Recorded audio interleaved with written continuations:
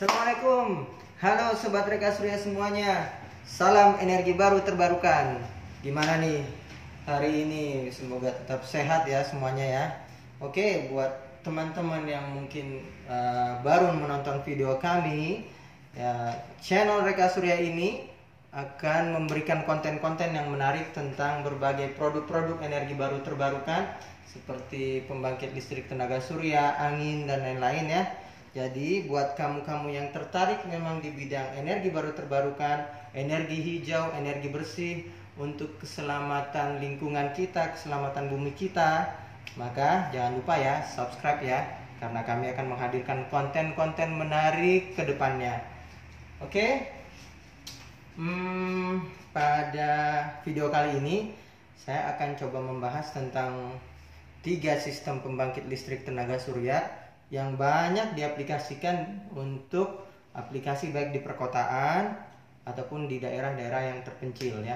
Dan banyak juga dari sobat-sobat Reka Surya mungkin sobat-sobat yang lain yang belum mengerti tentang sistem PLTS ini. Mungkin di video ini saya akan jelaskan secara ringkas ya, karena untuk detail penjelasannya ada masing-masing videonya di konten YouTube kami ini. Oke? Apa itu 3 sistem PLTS yang akan saya bahas?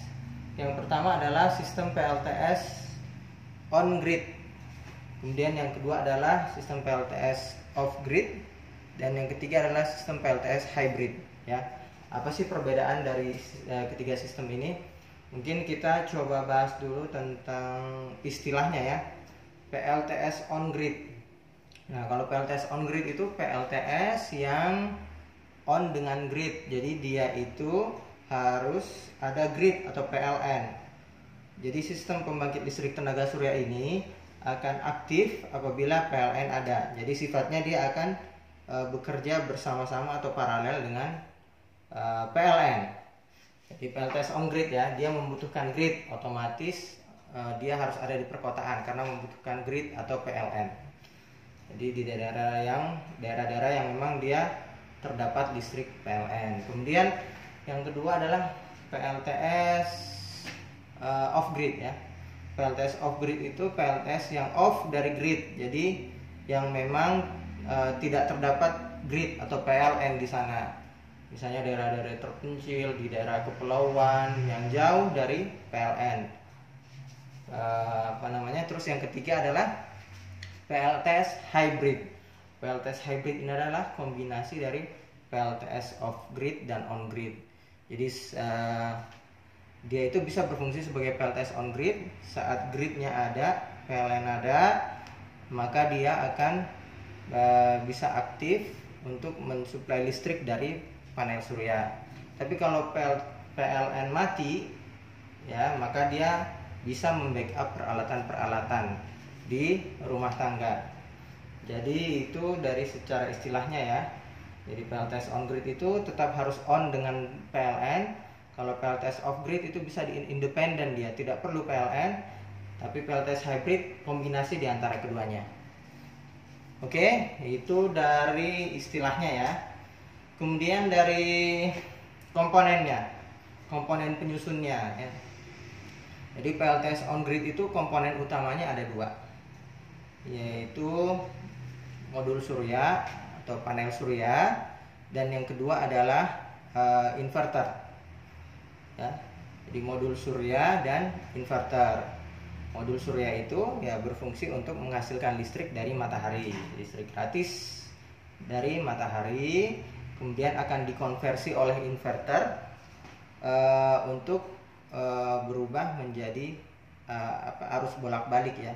Jadi karena panel suryanya itu menghasilkan arus dan tegangan DC, sementara listrik di rumah kita itu menggunakan PLN yang AC, jadi harus dikonversi dari DC ke AC menggunakan inverter ya. Jadi inverter on grid ini sendiri juga sudah mempunyai kemampuan paralel sinkron dengan PLN. Jadi tidak usah khawatir ada masalah gitu, ada masalah pada saat diaplikasikannya PLTS on grid ini di rumah-rumah pelanggan. Itu komponen utamanya cuma 2. Jadi dia tidak memiliki baterai, ya. Tidak memiliki baterai, jadi otomatis saat malam hari ya jelas tidak akan bisa mensuplai, atau saat mati lampu tidak akan bisa mensuplai beban-beban, tidak akan bisa menghasilkan listrik. Kemudian PLTS off grid, ya. PLTS off grid itu ya dia komponen utamanya ada 3, yaitu modul surya, kemudian inverter, kemudian baterai. Nah, inverter ini di dalamnya, kalau PLTS off grid biasanya ada solar charge controller juga di dalamnya, ya. Tapi ada juga yang terpisah. Jadi kalau dia terpisah ada 4 berarti. Ada modul surya, ada inverter, ada solar charge controller, dan ada baterai, ya. Jadi ada 4 komponen utamanya. Cuman inverter dan solar charge controller ini kadang jadi satu di satu device, ya. Seperti ini nih, ini contohnya, ini PLTS inverter off grid yang dia sudah include dengan solar charge controller. Cuman kalau yang seperti ini PLTS inverter off grid yang belum memiliki solar charge controller di dalamnya, ya. Jadi itu komponen utamanya ada 4. Jadi ada baterai, ya. Ada baterainya, ya. Baterainya ini karena dia tidak ada PLN di sana, tidak ada grid, jadi baterai ini berfungsi untuk menyimpan energi listrik yang dihasilkan dari matahari yang akan dipergunakan untuk mensuplai beban-beban yang ada. Jadi selama 24 jam itu bisa beroperasi untuk mensuplai beban-beban yang ada. Jadi tidak perlu PLN, tidak perlu grid, karena dia ada storage yang cukup besar untuk menyimpan energi. Kemudian PLTS hybrid. Nah, untuk PLTS off grid tadi tentunya diaplikasikan di daerah-daerah ini, ya, terpencil, ya.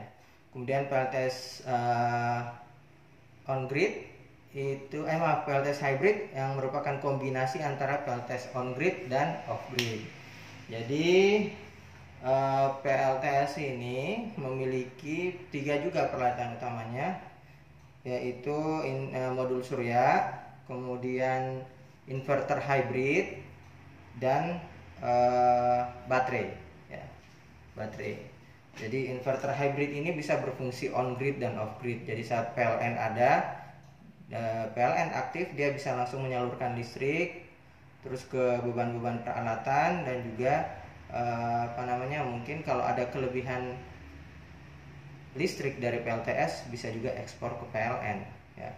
Tapi kalau dia mati lampu, maka dia memiliki baterai untuk membackup peralatan-peralatan di rumah tangga. Jadi itu dari komponennya, ya, dan komponen masing-masingnya itu berbeda-beda. Terus mungkin dari segi aplikasinya, ya, tadi sudah saya singgung juga. Kalau on grid itu aplikasinya memang untuk daerah perkotaan yang terdapat PLN. Kemudian PLTS off grid itu memang tidak terdapat PLN sama sekali, ya. Kemudian PLTS hybrid di daerah perkotaan juga yang ada PLN, tapi customernya mungkin atau pelanggan mungkin ingin backup baterai apabila terjadi mati lampu. Itu.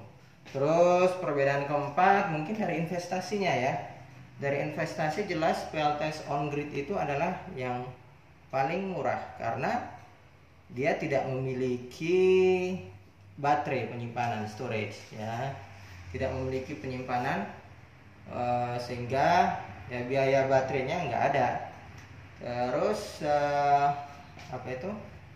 harga inverter on grid juga relatif lebih murah dibandingkan inverter off grid dan inverter hybrid. Jadi PLTS on grid yang paling murah. Terus yang kedua PLTS hybrid. PLTS hybrid itu lebih mahal dari PLTS on grid jelas karena dia memiliki baterai, ya. Terus inverter hybrid juga harganya lebih mahal. Kalau modul suryanya mungkin sama, ya. Jadi secara investasi yang PLTS hybrid ini lebih mahal dari PLTS on grid, ya, jelas.